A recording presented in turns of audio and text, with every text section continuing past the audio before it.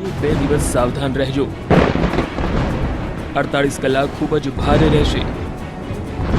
મેઘરાજા હજુ ધડબડાટી બોલાવવાના મૂડમાં। અત્યંત ભારે વરસાદની આગાહી। હવામાન વિભાગે 2 દિવસ વિવિધ જિલ્લાઓમાં રેડ એલર્ટ જાહેર કરીને અત્યંત ભારે વરસાદની આગાહી કરી છે, જ્યારે અન્ય જિલ્લાઓમાં ઓરેન્જ એલર્ટ જાહેર કરવામાં આવ્યું છે। આ આગાહીને પગલે તંત્ર પણ એલર્ટ થયું છે। સાથે જ સંભવિત જોખમ સામે આગોતરી તૈયારીઓની સમીક્ષા કરાઈ છે। હવામાન વિભાગના મતે 3 દિવસ ભારે છે, પરંતુ તેમાં પણ 48 કલાક ખૂબ જ ભારે રહી શકે છે। हेवी रेनफॉल वार्निंग है अगले 3 दिन के लिए है। अभी गुजरात रीजन में अगले 2 दिन पहला दिन एक्सेप्शनली हेवी रेनफॉल का वार्निंग है। હવામાન વિભાગે 7 સપ્ટેમ્બરે 5 જિલ્લામાં રેડ એલર્ટ જાહેર કર્યું છે, જેમાં કચ્છ, બનાસકાંઠા, મહેસાણા, સાબરકાંઠા, અરવલ્લીમાં અત્યંત ભારે વરસાદ ખાબકી શકે તો 6 જિલ્લામાં ઓરેન્જ એલર્ટ છે, જેમાં પાટણ, સુરેન્દ્રનગર, મોરબી, રાજકોટ, ગાંધીનગર, મહીસાગરમાં ભારેથી અતિ ભારે વરસાદ થઈ શકે છે।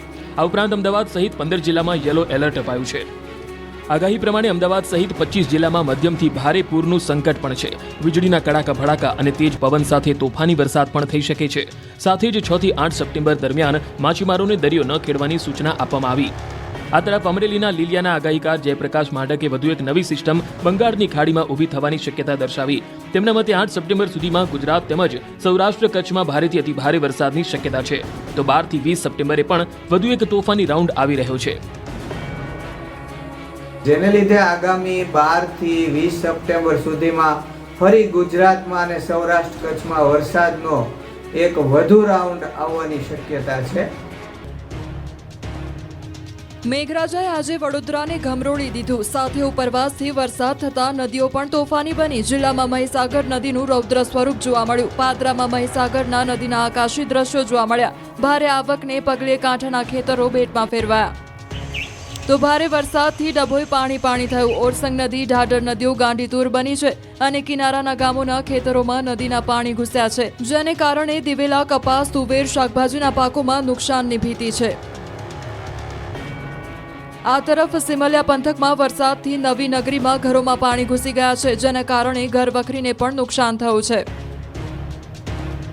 ડભોઈમાં ઢાઢર નદીના પાણી ગામમાં ઘૂસ્યા છે, જેથી બનૈયા, અંગુઠણ અને રાજલી ગામ સંપર્ક વિહોણા બન્યા છે। ગામ આસપાસના ખેતરો જળબંબાકાર બન્યા છે। આ 3 ગામમાં રોડ પર કમર સુધીના પાણી વહી રહ્યા છે। દર ચોમાસામાં આ વિસ્તારની આ પરિસ્થિતિ થઈ જાય છે, જેને લઈને મુશ્કેલીનો સામનો કરવો પડી રહ્યો છે। ખેતરો તળાવો બની જતા જ્યાં જુઓ ત્યાં પાણી જ પાણી છે।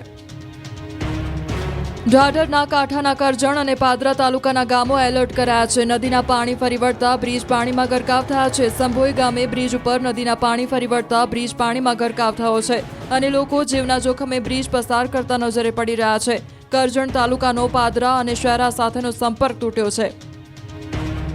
દેવ ડેમમાંથી પાણી છોડવામાં આવતા ડભોઈ તાલુકામાંથી પસાર થતી ઢાઢર નદી 2 કાંઠે વહેતી થઈ છે અને ગામોના નીચાણવાળા વિસ્તારમાં પાણી ફરી વળ્યા છે। ડભોઈના ઘણા ગામોના માર્ગ ઉપર કમર સુધીના પાણી ભરાયા છે,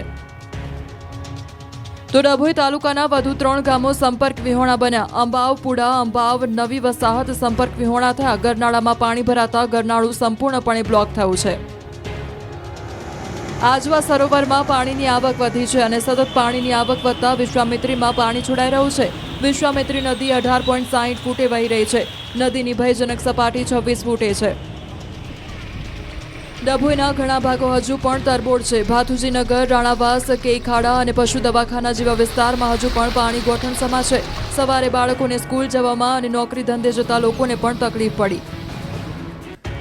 વડોદરામાં વિશ્વામિત્રી નદીની સપાટી વધતા રોડ પર પાણી ફરી વળ્યા। વડસર ગામમાં કાંસા રેસીડેન્સી, કોટેશ્વર ગામ, સમૃદ્ધિ મેન્શન તરફ જતો રોડ પાણીમાં ગરકાવ થયો, જેમાં ઘણા લોકો અટવાતા ફાયર બ્રિગેડની ટીમ સ્ટેન્ડ બાય મૂકવામાં આવી। લોકોને સુરક્ષિત સ્થળે ખસી જવા સૂચના આપી છતાં લોકો ના પડતા સમસ્યા બની। મેઘરાજાએ આજે ઉત્તર ગુજરાત અને કચ્છમાં પણ ભૂક્કા બોલાવી દીધા। પાટણ શહેરમાં ધોધમાર વરસાદ બાદ નીચાણવાળા વિસ્તારમાં ભરાયા પાણી। શહેરના ખાલકસા, પીર સહિત પારેવા સર્કલ આગળ ભરાયા પાણી। 20 થી વધુ જોડાતી સોસાયટીના માર્ગ પર ભરાયા પાણી। અરવલ્લીના મોડાસા બાયપાસ હાઈવે પાણીમાં ગરકાવ। ગોધરા શામળાજી સ્ટેટ હાઈવે પર ભરાયા પાણી। વરસાદી પાણીનો નિકાલ નહીં થતા હાઈવે પર પાણી ભરાવાની વારંવાર સમસ્યા। આ તરફ અરવલ્લીના ભિલોડામાં ભારે વરસાદથી નદીઓ બે કાંઠે ઇન્દ્રાશી, બુડેલી અને હાથમતી નદીમાં ભારે પાણીની આવક. સિઝનમાં ચોથી વખત ઇન્દ્રાશી નદી તોફાની બની. નદી બે કાંઠે થતા ગામોને સતર્ક કરવામાં આવ્યા. ભિલોડાથી શામળાજી હાઈવે ફરી એકવાર બંધ થયો. રુદ્રેશ્વર મહાદેવ મંદિર પાસે અને ગઢિયા રાયપુર ડાયવર્ઝન ફરી ધોવાયા, જેને કારણે તમામ વાહન વ્યવહાર ડાયવર્ટ કરાયો. સાબરકાંઠાના હિંમતનગરમાં નીચાણવાળા વિસ્તારમાં પાણી થઈ ગયું. સહકારી જીન પાસેથી પસાર થતા કર્ણાવતી ટીપી રોડ પર પાણી ભરાતા વાહન ચાલકોને હાલાકી ભોગવવી પડી. આ તરફ બનાસકાંઠાના ડીસા, પાલનપુર, અંબાજી સહિતના અનેક તાલુકામાં ભારે વરસાદ પડવાના કારણે અનેક નીચાણવાળા વિસ્તારોમાં પાણી ભરાઈ ગયા હતા. સાથે જ અનેક